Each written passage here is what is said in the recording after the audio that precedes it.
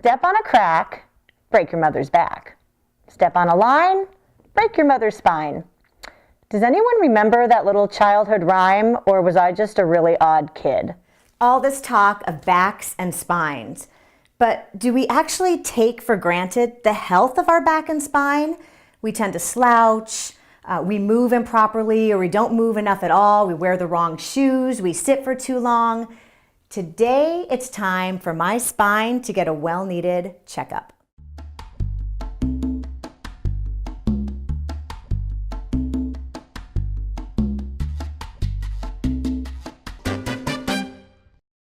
Chiropractic care seems to have a very confusing reputation. Anything from it's too expensive to chiropractors only treat back pain.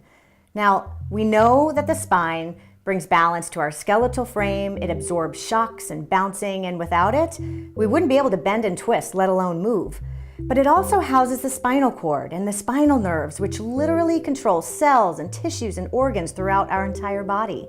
This makes the chiropractor much more than just a doctor for the back.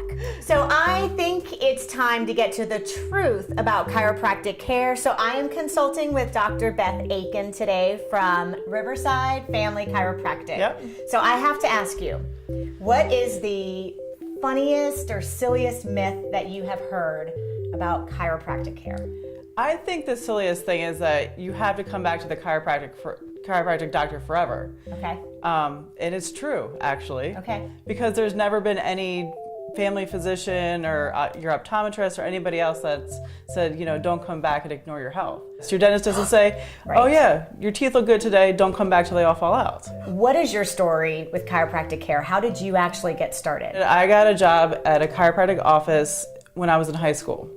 And at the time, I was suffering from migraine headaches, and I was getting them 3-4 times a week.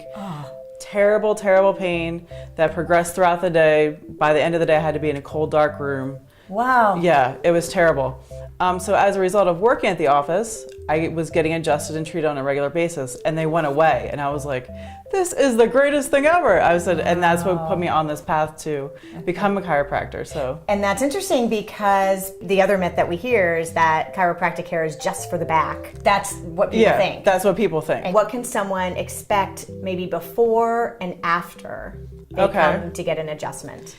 Before your first adjustment, your chiropractor should give you a thorough exam and talk to you about any health problems that you're having, because it's important to know not only when to adjust and when not to adjust. After an adjustment, not everybody feels immediate pain relief. Also, too, if it's your first adjustment, you may be a little bit sore. Yep. Because it's a new activity for your body, so that could happen. But as time goes on, you're going to start to feel better. It's a process. Like you talk about, being fit. Right. It's not one workout that gets you feeling better. Exactly. It's a change that happens over time. So for those who have never gotten an adjustment, they may have this perception that it's like, breaking someone's back, and not in terms of like you can never walk again, but how people are like, break my back, Right. Like being on the rack, the pops and cracks and exactly. Yeah. So can you explain to me what actually happens during an adjustment? What the adjustment is actually achieving is you're aligning your spine and removing nerve interference. And then, sometimes you hear the more manual adjustments where you hear the pops and the clicks and the cracks. Okay. And when that happens, that's just gas releasing from the joints. It's not it's like kind of like if you crack your knuckles. Okay. That's what's happening. I can't stand when my children crack their knuckles. Yeah. So, sidebar, is that bad? No. Okay, never mind. You're fine. Okay. They're fine. And I feel like this is almost a redundant question, but why is that process? Like I come to see you once a month. Why is that beneficial? The adjustment, again, removes the nerve interference, okay? And what happens is that means that your brain has 100% communication with the rest of your body. Okay. So your body functions at its optimum. So not only are you pain-free, your body's working at its best. When I first came to see you, I was having pain in my shoulder, pain in my neck, pain down my left side, and pain in my foot.